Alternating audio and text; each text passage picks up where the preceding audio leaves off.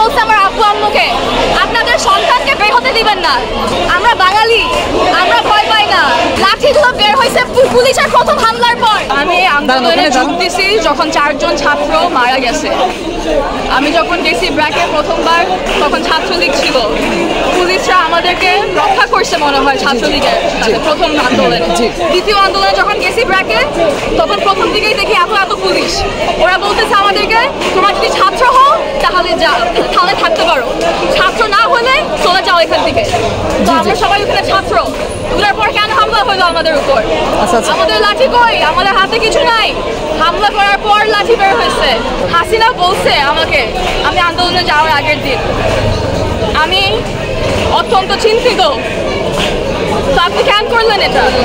হাসিনা বলছে আমার আব্বু আম্মুকে, আপনাদের সন্তানকে বের হতে দিবেন না, আমাকে ভয় দেখানোর চেষ্টা করছে। আমরা বাঙালি, আমরা ভয় পাই না। স্বাধীনতা অনেকদিন আগে হয় নাই, কয়েকদিন আগেই হয়েছে। আমি দেখলাম যে আমাদের সাথে কারা আছে, আমাদের সাথে আছে, আমাদের সাথে the law is with us, the lawyers are with us, justice is with us, this country is with us, the people are with us. আমার নিজের ভয় লাগে আমার গুম করে দিবে।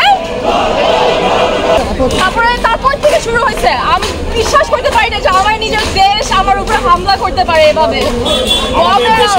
লাঠিগুলো বের হয়েছে পুলিশের প্রথম হামলার পর, লাঠি সব বের হয়েছে পুলিশের প্রথম হামলার পর। হামলা করলে আমরা কি কিছু করবো না? বলতে চাই, আপনারা কাদের উপর হামলা চালাচ্ছেন? ওটা তো আপনার সন্তান, ওটা তো আপনার ভাই, ওটা তো আপনার বোন, ওটা তো আপনার চাচাতো ভাই। তাদের উপরে হামলা চালান, আপনার একটু কষ্ট লাগে না? আপনাদের হামলা চালান, আপনাদের রক্ত বের করছেন। আপনারা এটা আপনাদের কি ইমান নাই? আপনাদের কি ধর্ম নাই? আপনাদের কি কিছুই নাই? না আপনার কোথা থেকে আসছেন? আপনারা কি বাংলাদেশি না?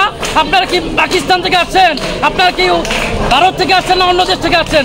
আপনার বাংলাদেশি মানুষের উপর কেন হামলা চালাচ্ছেন? আমরা তো আপনাদের সন্তান, আমরা তো আপনাদের ভাই। আপনারা কেন আমাদের উপর হামলা চালাচ্ছেন? আমরা তো কোনো প্রকার, আমাদের কাছে কোনো লাঠি নাই, আমাদের কাছে কোনো অস্ত্র নাই।